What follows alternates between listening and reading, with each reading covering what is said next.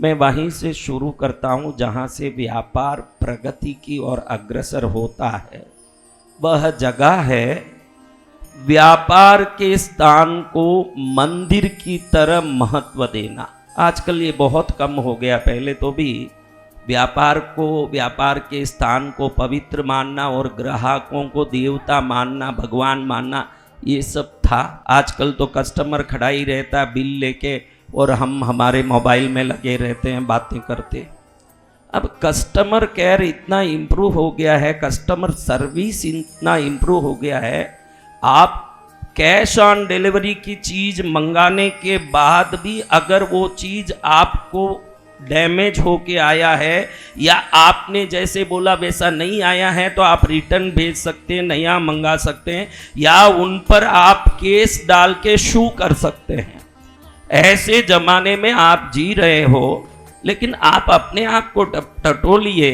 किसी कस्टमर सामने खड़े हैं, उस स्थिति में हो, लेकिन जब मोबाइल आता है, आपको मोबाइल कॉल आता है, तो आप मोबाइल कॉल को बाद में इंपॉर्टेंसी दे के कस्टमर को पहले इंपॉर्टेंसी देने वाले सच्ची में ईमानदारी से कितने लोग हो, वो हाथ ऊंचा करो। मैक्सिमम जहां तक मैंने देखा है, क्योंकि मैं इस पर बहुत बारीकी से ध्यान देता हूं, मैंने मोहनलाल सुखाड़िया स्टेडियम में उदयपुर में भारत के टॉप 300 बिजनेसमैन को ट्रेनिंग दिया है। वो मैं अधिकार रखता हूं आपसे बात करने। भारत के गिने हुए 300 पैसे वाले अदानी, गौतम अदानी से लेके सबको बैठा के मैंने उदयपुर के मोहनलाल सुखाड़िया ऑडिटोरियम में 3 दिन तक बिजनेस ट्रेनिंग दिया है। गांधीधाम से लेके, कोल्हापुर से लेके, मुंबई, दिल्ली, अहमदाबाद के सभी चैम्बर ऑफ कॉमर्स में मेरे प्रवचन हुए हैं। वैसे ये साधु शरीर का चोला पहनने के पहले ये शरीर पैदा हुआ ही किसी बनिया घर में था, इसलिए बचपन से व्यापार होता क्या है ये समझने का मेरे मन में ही एक रुचि था। अब हमने 2-3 लोगों से पूछवाया, बच्चे से पूछा, बच्चे ने बोला मेरा रेस्टोरेंट है, भाई ने बोला मैं प्रोडक्ट प्रोड्यूस करता हूँ, चीज़ें बनाता हूँ, तेल, आयुर्वेदिक औषधियाँ, किसी ने बोला मैं गेहूँ कुछ चीज़ें बेचता हूँ। आप एक ध्यान रखिए, आप में कई लोग खाली आज का प्रवचन सुनने आए होंगे, उसमें कई लोग नास्तिक भी हो सकते हैं। जरूरी नहीं कि आप सब आस्तिक आए हो। आज आप आए हो तो व्यापार की महिमा, व्यापार को डेवलप करने के तरीके समझने आए हो।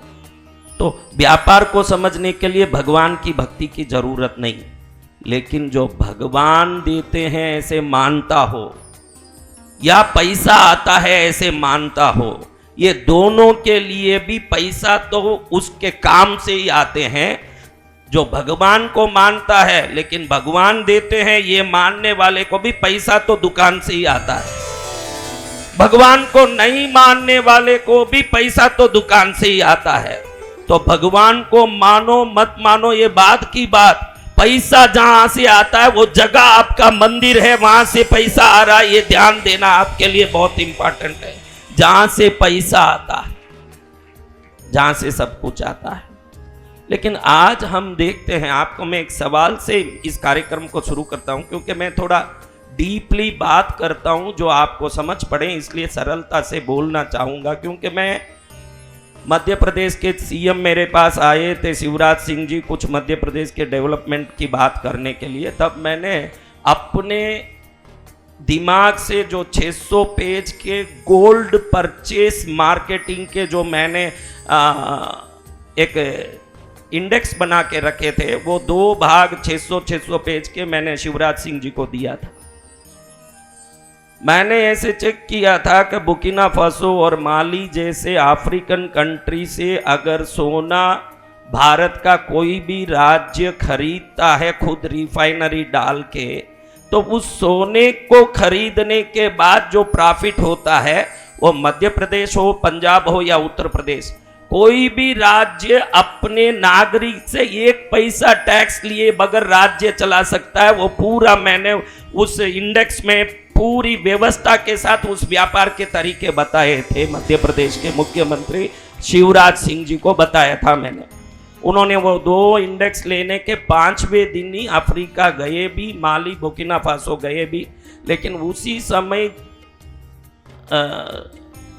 ऐसा कोई दुर्भाग्य हुआ कि माली में अचानक प्रेसिडेंट रूल आया न, ये प्रोग्राम उस समय पूरी तरह से सफल नहीं हो पाया। लेकिन यहाँ बात मैं वहीं से शुरू कर रहा हूँ, आपसे भी पूछना चाहूँगा ये बात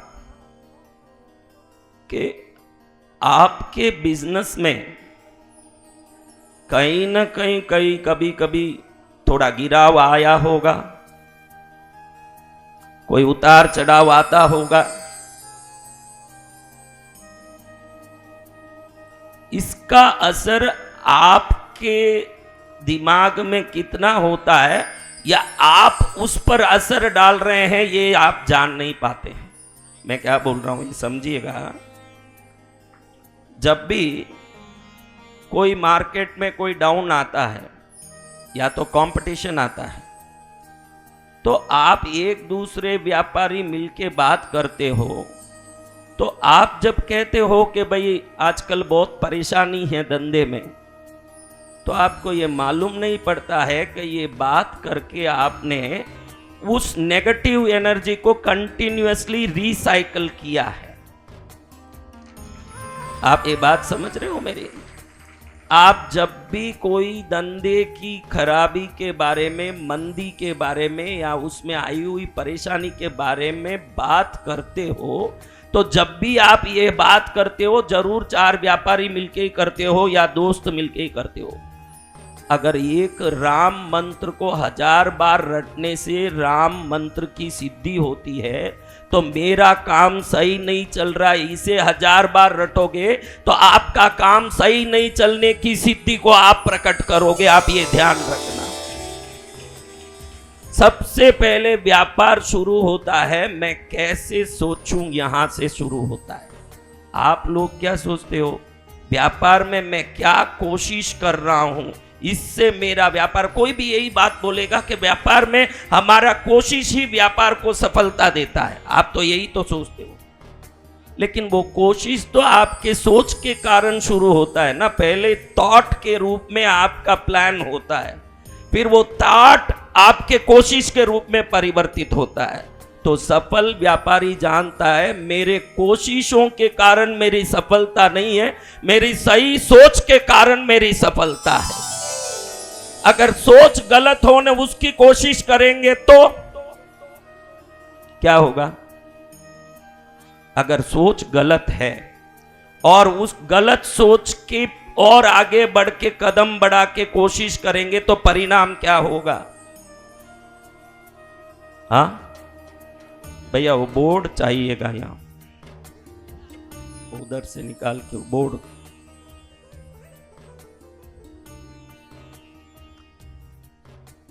तो चलो आज यहां मैं एक चीज से शुरू करता हूं।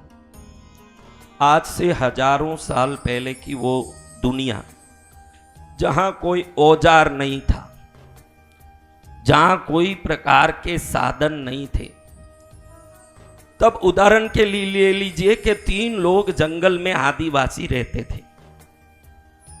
ना तो वो बर्तन बनाना जानते थे। मैं पाषाण युग की बात कर रहा हूं।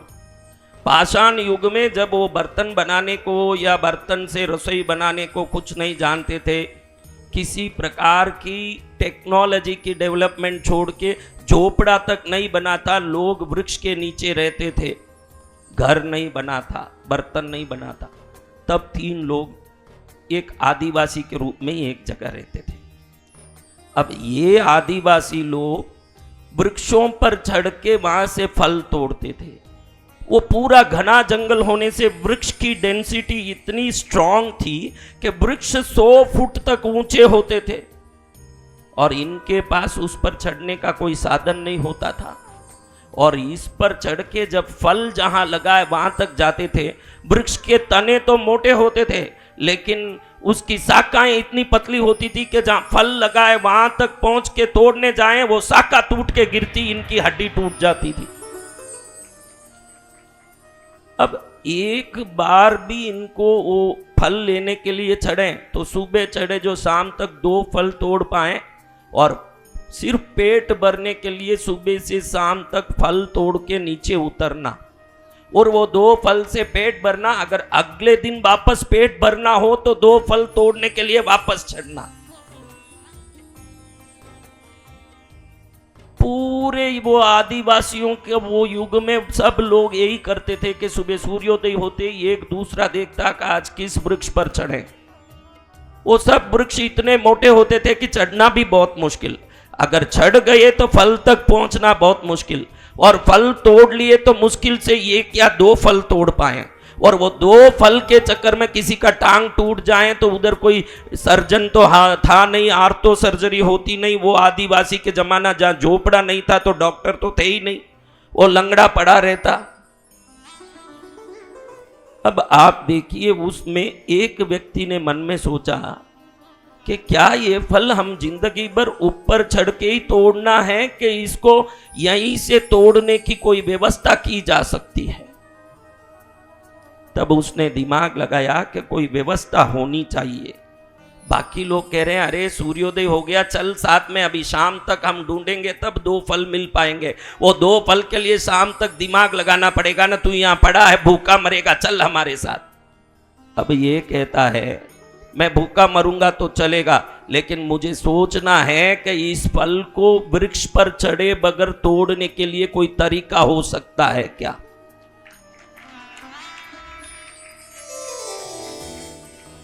अब सब लोग चले गए, ये बैठे बैठे सोच रहा है, तो इसने देखा कि जंगल में कई टहनियां शाखाएं नीचे गिरी हुई पड़ी है तूफान में, उसमें कुछ ऐसे ढूंढा जो वो वृक्ष के फल लगे हुए वहां तक वो पहुंच सके।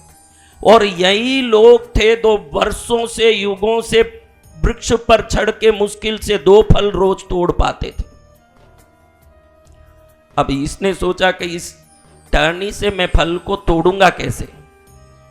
इसने देखा नारियल के वृक्षों में, नारियल के तने में जाली की तरह एक प्राकृतिक वस्तु लटकती है। उस जाली से इसने एक फनल बनाया, उस फनल को वो टहनी में लगा दिया और ऊपर से एक नोकेदार वस्तु को बना के लकड़ी से लगा दिया। अब पूरे दिन इसी में लगा तो भूखा मरा। बाकी लोग शाम तक आके कह रहे हैं हमने तो फल खा लिया, तू भूखा मरा, तेरे को बुद्धि नहीं है। अब इसने सोचा कि इनको क्या जवाब देना, शांत रहा। अगले दिन सुबह जब वो गया, इसने एक बड़ी सी लकड़ी में ऊपर से नोकेदार कांटा लगा दिया था, नीचे से जाली का फनल लगा दिया था। जब ऊपर जाके वृक्ष के सामने गया जहां फल लटका है, वो नोकेदार औजार से फल के उस डाली को ऐसे काटा तो बराबर फल टूट के उस जालीदार फनल में गिर गया। 15 फल उसने तोड़ के रख लिए और करीब 4 दिन तक उसको वापस कभी फल तोड़ने जाना नहीं पड़ा। इसमें 3 चीजें उसके साथ घटी जो एक बिजनेसमैन के साथ होना चाहिए। देखो, आप बिजनेस कर रहे हो, कोई भी, मेरा बेटा बोल रहा मैं रेस्टोरेंट चला रहा हूं, कोई भी बिजनेस कर रहे हो, उस बिजनेस को कम समय में कैसे कर पाऊं। इसने जब फल तोड़ा, अब देखिए एक साथ 10 फल तोड़ा, अब रोज जो 2 फल तोड़ के रोज पेट भरने की जो चक्कर थी, अब 5 दिन तक फल तोड़ने जाने का काम ही बच गया। सबसे पहले ध्यान रखिए कि आप जो बिजनेस कर रहे हैं उस बिजनेस में कम समय में वो काम कैसे कर सकते हैं, नंबर 1। अब ये सब आप सुनेंगे तो भी काम नहीं आएगा, क्योंकि आप भूल जाएंगे। इन चीजों को तो नोट करके ही फायदा लिया जा सकता है। अब नंबर 1, कम समय में कैसे ये काम को करें। नंबर 2, कम मेहनत में कैसे करें। अभी कई लोगों को मैं दुकानों में देखता हूं, जो चीजें आसानी से हो सकती है उसको लंबा समय लगा के वो टाइम वेस्ट करते हैं। कम समय में कैसे करें, कम मेहनत में कैसे करें। जब आप कम समय में कम मेहनत में अगर उस काम को करते हैं जो ज्यादा कंज्यूमर्स को हैंडल कर पाएंगे ना, आपका काम अधिक गुना प्रोग्रेस करेगा। तो मैंने 2 चीजें बताई भाई। पहला कौन सा है बेटा? मैंने अभी 2 चीज बताया, ऐसे ही बोलना है, ऐसे ही बोल। कम समय में, कम मेहनत में, कम लोगों के साथ। थर्ड पॉइंट यही है कि आपके पास हैंड्स कम हो तो चल जाए, काम ज्यादा हो जाए तो आपको वो जो लोगों को रखने का खर्चा जब वो बचेगा तो आपका जो उस प्रोडक्ट को बनाने का या बेचने का जो लागत है वो कम हो जाएगा अपने आप ही। अगर मार्केट भाव में भी बेचेंगे आप तो भी फायदा आपको ज्यादा होगा ना, कम बेचेंगे तो कस्टमर बढ़ जाएंगे, दोनों में ही प्रॉफिट है। तो कम समय में, कम मेहनत में, कम लोगों के साथ और कम खर्च में कैसे उस काम को हम कर सकते हैं, ये 4 पॉइंट अगर कोई समझे। कम समय में, कम मेहनत के साथ, कम लोगों में, थोड़े लोगों में और कम खर्च में अगर कोई धंधा आप कर रहे हैं दूसरे से, तो उस गांव में आप ही उस धंधे का राजा होंगे, ये गारंटी की बात है। उसमें ये चारों होना चाहिए, ये चारों बात उसमें होना चाहिए। लेकिन देखिए, आपको मैं एक सवाल कहता हूं, सही मायने में बिजनेसमैन कौन है ये देखना है तो मैं आपको एक बात कहता हूं, समझिए कि भाई आप लोगों को ये जो सरकारी हॉलीडे आती है उस दिन दुकान बंद करना पड़ता है ना, करते हैं क्या यहां?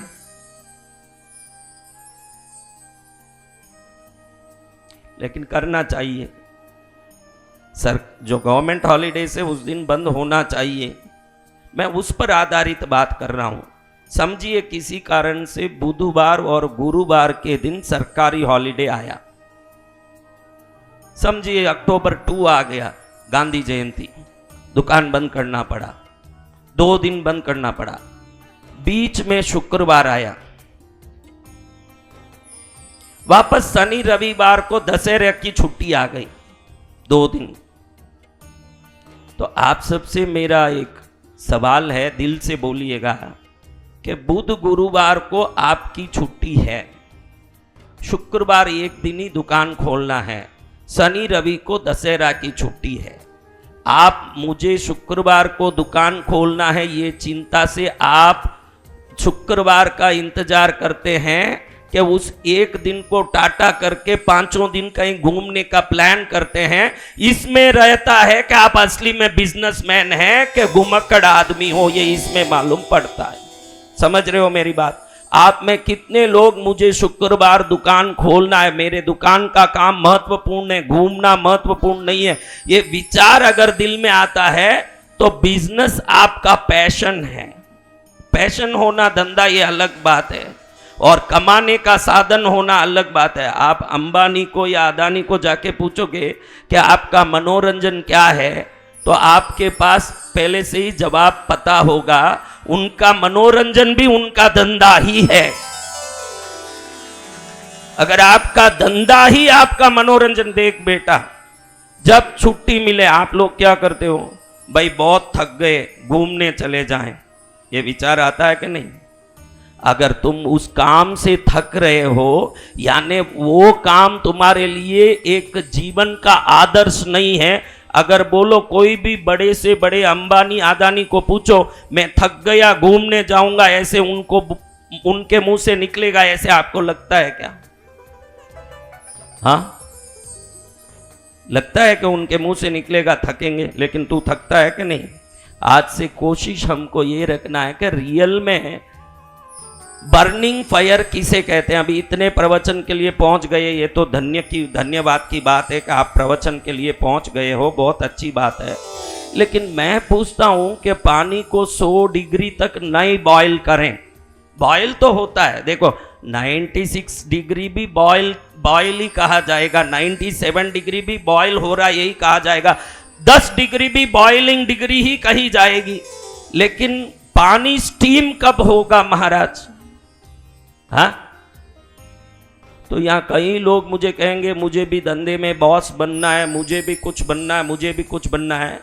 खाली पानी को गर्म करने से पानी बाफ नहीं बन जाएगा, 100 डिग्री तक उसको पहुंचाना पड़ेगा, तब वो बाफ बनेगा। आपके मन में जो डिजायर्स हैं, जो कामना है, उसको इतना तपाना पड़ेगा कि वो बाफ बन के पूरा पड़ जाए, उतना तपाना पड़ेगा। अगर आप वो नहीं तपा रहे हो तो आपका डिजायर बर्निंग डिजायर नहीं है, उसको करके कोई मतलब नहीं है।